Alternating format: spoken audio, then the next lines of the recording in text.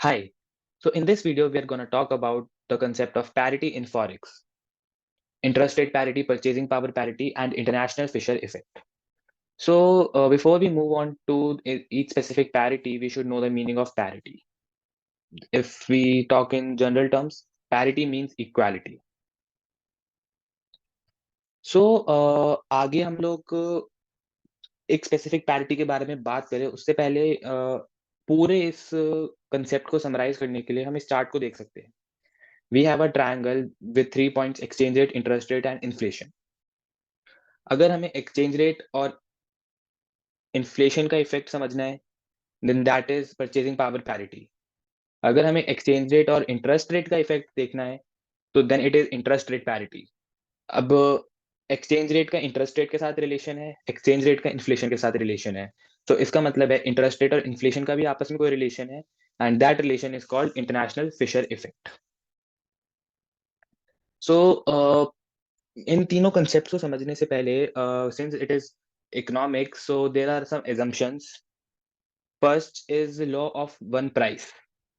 What is law of one price? So this law states that price of a product is same all across the globe.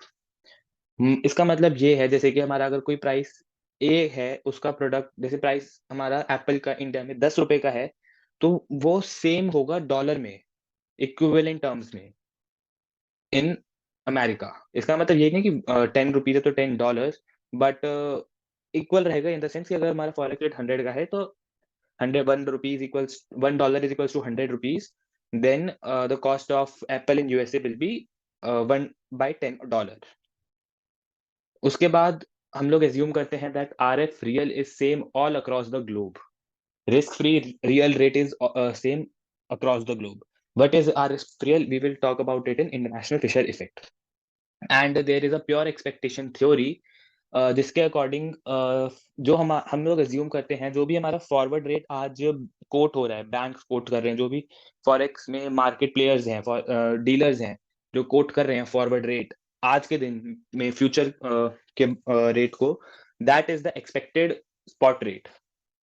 मतलब forward rate तो हो गया जो हमारा आज banks और डीलर्स कोट कर रहे हैं मार्केट में, and expected spot rate is, but we expect the rate, but we expect the spot rate to be in future. So now first topic, purchasing power parity.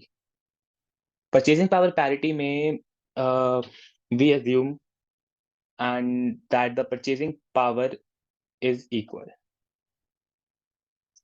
So the crux of PPP is that a country with a higher inflation will see its currency depreciated as compared to currency with lower inflation. मतलब जिस country का currency जिस country का inflation कम है as compare to other country, उस country की currency हमारी एप्रिशिएट करेगी, लोअर इन्फ्लेशन कंट्री की करेंसी एप्रिशिएट करेगी, और हायर इन्फ्लेशन कंट्री की करेंसी डेप्रिशिएट करेगी. तो इसके लिए एक एग्जांपल मैंने कंस्ट्रक्ट किया है, जहां पर हमने एज्यूम किया एक प्रोडक्ट पी है जिसका प्राइस है 8,000 in India and $100 in USA. तो हमने देखा law of one price. Law of one price के according 8,000 rupees should be equal to $100. तो हमारा आज का स्पॉट रेट आ गया 80 रुपीज पर डॉलर का. अब हमने एज्यूम किया inflation in India is 5% and inflation in USA is 2%. So price of product in India after inflation 8,400 into 1.05 is equals to 8,400, and price of product in USA is equals to 8,400 is equals to $100 into 1.02, $102. अब law of one price के according price of product हमारा all across the globe same होता है. इसका मतलब है 8,400 is equals to 102. तो इस हिसाब से हमारा जो स्पॉट रेट हो गया after considering the effect of inflation, वो हो गया 82.35294. तो अब अगर हम लोग कंक्लूड करें तो हम लोग देख सकते हैं कि यूएसए का इन्फ्लेशन इंडिया से कम था, 2% था, और उसका था 5%. तो उसकी करेंसी हमारी एप्रिशिएट हुई है 2.93% से. 80 का स्पॉट रेट 82.3529 का हो गया just because the effect of inflation. Inflation यहाँ पे डिफरेंट था, तो इसलिए हम लोग ये कंक्लूड कर पा रहे हैं, जो परचेसिंग पावर पैरिटी में हमने पहले भी पढ़ा था, that the country with a higher inflation rate will see its currency depreciated as compared to country with lower inflation, or a lower inflation country will have its currency appreciated against the country with a higher inflation. So this is about purchasing power parity. Now comes the international Fisher effect. So international Fisher effect says that the risk-free real rate of return is equal all across the globe. अब why does it say that?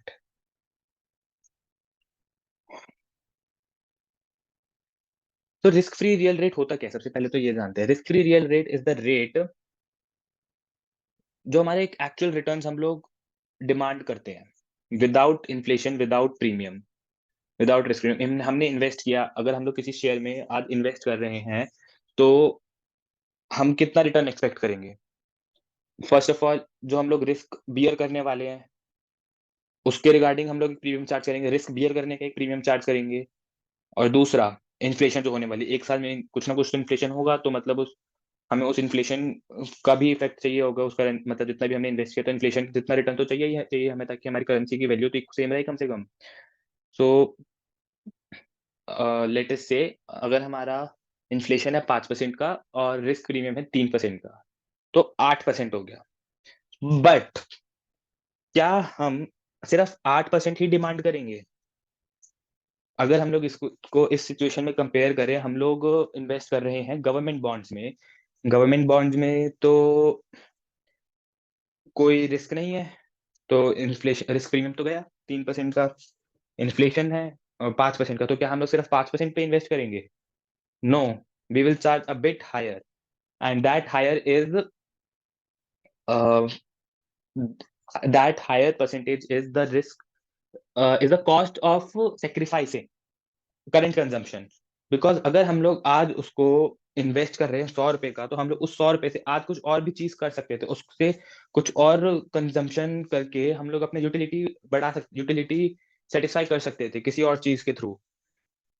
तो जो let us suppose हमने 2% हमारे लिए, that is the cost of sacrifice. उस 1000 रुपए अगर हम लोग इन्वेस्ट कर रहे हैं, तो हम लोग कह रहे हैं दैट 20 रुपए is my cost of sacrifice, that 2%. So that 2% is the RF real, risk-free real rate. And as per international Fisher effect, this risk-free real rate is same all across the globe. And इसकी जो equation बन जाती है, that is interest rate, inflation rate factor of price currency upon inflation rate factor of base currency equals to interest rate factor of price currency upon interest rate factor of base currency. इसको हम लोग समझ सकते हैं आसानी से, जब when we compare interest rate parity and purchasing power parity.